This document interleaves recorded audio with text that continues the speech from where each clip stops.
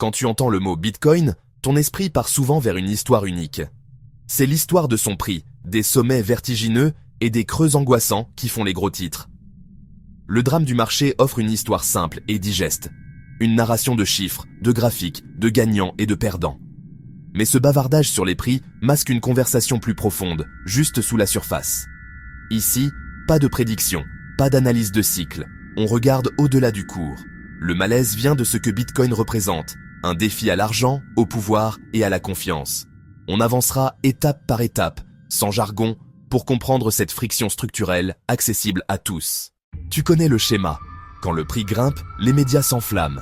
Récits de richesse, rués vers l'or moderne, chiffres qui attirent de l'attention.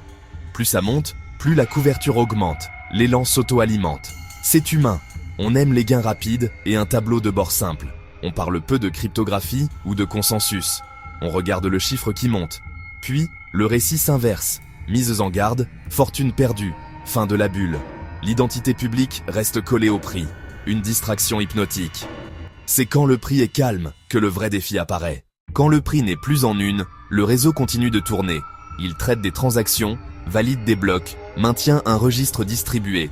Sans banque, sans gouvernement, sans intermédiaire. Le prix, c'est la météo. Le réseau, c'est le climat. Le climat change, même quand le temps est calme. Propriété vérifiée par un réseau mondial, offre immuable. Défi structurel. Une alternative qu'on ne peut ni contrôler, ni réguler comme avant, ni éteindre. Sa puissance n'est pas dans les rendements, mais dans une résilience implacable. Le malaise ne vient pas des traders, il vient de ce que Bitcoin questionne. Il bouscule des piliers qu'on croyait inébranlables. Pendant des siècles, l'argent était l'apanage d'autorités centralisées. Bitcoin montre que ce n'est pas une loi de la nature, mais un choix. Un système monétaire non étatique, autonome, dérangeant pour beaucoup. Pas qu'un investissement, un défi philosophique enveloppé dans du code. Il soulève des questions de pouvoir, de contrôle, d'architecture de la société.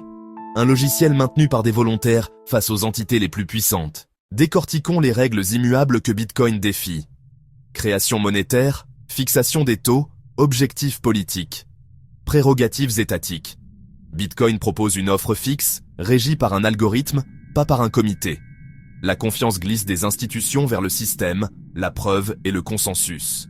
Moins de tiers de confiance, plus de vérification ouverte. Résistance à la censure et finalité. Une fois confirmée, une transaction est presque irréversible. Cela modifie la dynamique de pouvoir, davantage de souveraineté individuelle. L'argent sans État, la confiance sans centre, des transactions P2P finales. Un ensemble hautement disruptif. Bitcoin agit comme un diagnostic. Il révèle des fragilités invisibles. Notre dépendance aux banques est immense. Pour participer, il faut un compte. Il montre que l'échange de valeurs P2P est possible sans permission. La politique monétaire moderne, levier principal des États, a un coût. La création monétaire peut dévaloriser, éroder l'épargne silencieusement. Avec son offre finie, Bitcoin force le débat sur l'expansion perpétuelle. Il expose le compromis surveillance vie privée qu'on a accepté. Combien de vies privées sacrifiées pour la sécurité? Peut-on mieux équilibrer? Même à l'arrêt, Bitcoin oblige chacun à choisir. On ne peut plus l'ignorer, sa persistance impose une réponse. Décider, c'est déjà être perturbé. Ça divise, ça questionne la stratégie. Le rejeter au risque d'être dépassé ou l'adopter et le légitimer. Paradoxe stratégique. Chaque voie comporte des risques majeurs. Interdire, réguler, récupérer, rien n'est simple ni neutre. L'inaction devient intenable. La décision finit par s'imposer. Entreprise, gestionnaire d'actifs, couvrir l'inflation, allouer une part, le débat s'installe partout. Sous les couches, Bitcoin est simple. Un logiciel open source, un protocole, un outil.